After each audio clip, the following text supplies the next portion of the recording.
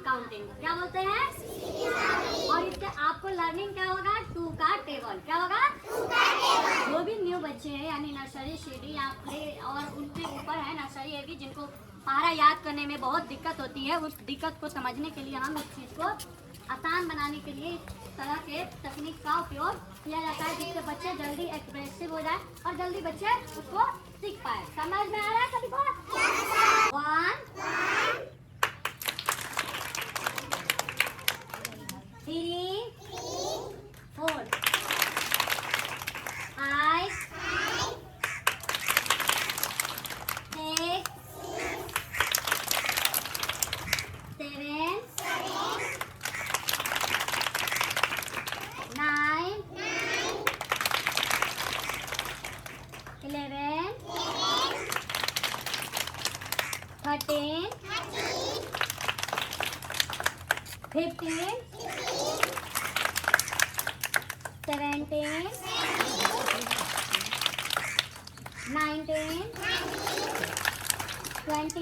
17 19 21 23 25 27 29 31 33 35 37 39 41। तो आप लोग इस टेबल को कंटिन्यू किए हैं 40 तक, यानी आप पूरे 2 से यानी 2 10 तक 20 होता है, उसके बाद भी आप लोग कंटिन्यू किए हैं, यानी आप लोग पूरे के पूरे 2 से 40 तक का आप टेबल सीख पा रहे हैं। इस तरह जो जो आप लोग अचीव किए हैं, जिस टाइम आप ताली बजा रहे हैं वो आपका टेबल हो गया 2 का। 10 तक आप जाइएगा तो 20 तक टेबल आपका कंप्लीट हो गया। अगर उससे आगे बढ़े हैं तो आपका आगे टेबल कंप्लीट हो जाएगा, यानी 2 11 जा क्या आएगा 22, 2 12 जा 24, इसके आगे हो जाएगा। जैसे मान लीजिए हम लोग स्किप किए हैं 1 के बाद क्या आने दिया है, 1 के बाद ताली बजाए हैं, यानी जो हम ताली बजा रहे हैं वो हमारा स्कीपिंग टेबल है, हो गया। क्या हो गया? स्कीपिंग टेबल हो गया। जैसे मान लीजिए 2 का टेबल, तो हम 1 के बाद क्या बोले? 3 बोले, तो ये बीच का जो है वो 2 हो गया। 3 के बाद हम 5 बोले हैं तो उसके बाद 4 हो गया। 5 के बाद हम 7 बोले हैं तो ये 6 हमारा टेबल हो गया। समझ में आ रहा है सभी को? Did you understand everyone? चलिए आज हम लोग मैथ एक्टिविटी करेंगे जिसमें आप लोगों को एंगल और ट्रिंगल के बारे में उसके बारे में हम लोग विश्लेषण करेंगे, बातें करेंगे। समझ में आ रहा है सभी को? yes, और हम जो आज आकृति बनाएंगे यानी शेप बनेगा, आप लोगों को पहचानना है और उसके वर्टिक्स, उसके एंगल और उसके बारे में कुछ बताना है। समझ में आ रहा है सभी को? जो सीनियर बच्चे हैं वो सब बेहतर बता सकते हैं क्योंकि उन्होंने पढ़ाई की, और जो छोटे बच्चे हैं उनके लिए है कि मतलब वो समझेंगे इस बात को जो सीनियर आपको समझाने का प्रयास कर रहे हैं, आप उनसे बात को दोहराएंगे। समझ में आ रहा है सभी को? चलिए हम कुछ बच्चे को बुलाना चाह रहे हैं जो हमको ये शेप बनाकर बताएंगे आप लोगों को, और इस बात को आप समझ पाएंगे कि इस शेप का मतलब क्या होता है। समझ में आ रहा है सभी को? चलिए हम कुछ बच्चे का नामकरण करते हैं। जैसे में वंश कुमार फर्स्ट नंबर पर आ रहे हैं, सेकेंड पे रोहन कुमार, थर्ड नंबर पर हिमांशु कुमार। तीनों के लिए जोरदार ताली। तीनों आप लोगों को शेप बनाकर बताएंगे जो ट्रिंगल का शेप होगा, आप लोग इसके बारे में बताइएगा, ठीक है?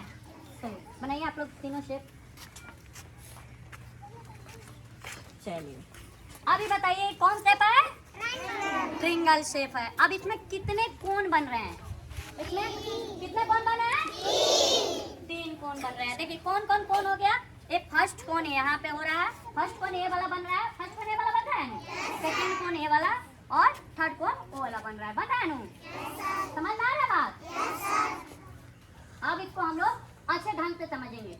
अगर कोई बिंदु आपस में क्या करता हो, 3 को भुजा आपस में मिलता हो तो हम उसको त्रिभुज कहते हैं।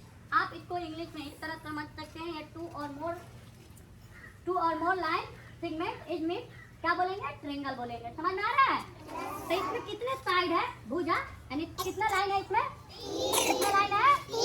3 लाइन है। समझ में आ रहा है सभी को? इसमें 3 लाइन है, 3 एंगल है। कितने एंगल है? 3 एंगल है। और कितने वर्टिक्स है? 3 वर्टिक्स है। वर्टिक्स का मतलब होता है जो कोण निकलता है उसको हम वर्टिक्स बोलते हैं। समझ में आ रहा है सभी को? चलिए आप लोगों को यही आज मैथ का जो आप लोगों को ये समझाया गया है, आपको इसको हम लोग क्या बोलते हैं?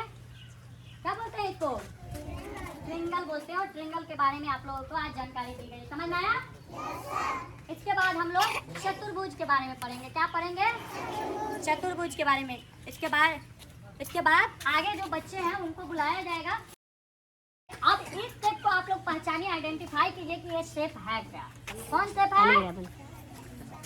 चतुर्भुज, यानी इंग्लिश में इसको हम लोग बोलते हैं क्वाड्रिलेटरल। क्या बोलते हैं? क्वाड्रिलेटरल। समझ में आ रहा है? क्वाड्रिलेटरल। इसमें कितने लाइन है? कौन कौन लाइन है? देखिए, ये वाला लाइन हो गया फर्स्ट, ये वाला सेकेंड, ये वाला थर्ड, ये वाला फोर्थ। और इसमें कितने एंगल है? 4 एंगल है। कौन कौन? देखिए, ये वाला एंगल, दूसरा एंगल, थर्ड एंगल और ये फोर्थ एंगल। समझ में आ रहा है? 4 गो एंगल भी बन रहा है। कितने एंगल बन रहा है? इसमें कितने वर्टेक्स बन रहा है? 4। कितने वर्टेक्स बन रहा है? 4 वर्टेक्स बन रहा है। आप सभी को इस शेप के बारे में पता चल गया? ये शेप है क्या? क्या है शेप? क्वाड्रिलेटर। क्या है? क्वाड्रिलेटर। चलिए, आप लोग को अगला फिर एक और शेप बताया जाएगा जो आप लोगों को समझना है। ये शेप कौन सा शेप है? इसके कितने लाइन होते हैं? नहीं, गलत बात। इसके लाइन नहीं होते हैं बाबू। ये जो है जीरो है, उसमें ना लाइन होते हैं, ना वर्टिक्स होते हैं, ना एंगल होते हैं। समझ में आ रहा है सभी को? और जीरो जो है यानी मतलब ये जो शेप है सर्कल है। क्या है? सर्कल, यानी जीरो। जीरो में कोई शेप नहीं होता है। क्या नहीं होता है?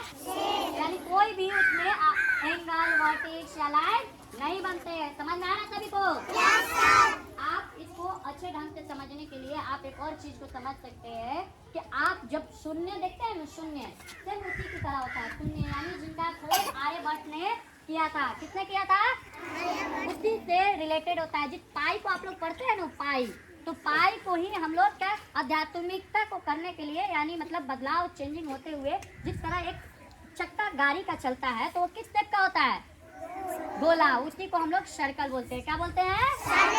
समझ में आ रहा है? कौन शेप है? ना इसमें क्या होता है? एंगल नहीं होता है, ना वर्टिक्स होता है। समझ में आ रहा है? चलिए, आज के लिए इतना ही। बस काफी है। कल अगले संडे को आप लोगों को और बेहतर समझाया जाएगा और कुछ जानकारी दी जाएगी। समझ में आया? आप लोग इसी तरह प्रेजेंटिंग और अच्छे तरीके से आइए और आप लोग जिस प्रकार इसको समझ सकते हैं, हम लोग आसान भाषा में आप लोगों को तोड़ कर समझाएंगे जिससे आप लोगों को समझ में आए। समझ में आ गया? चलिए, ठीक है। 8 3 11 बच्चे के लिए जोरदार ताली।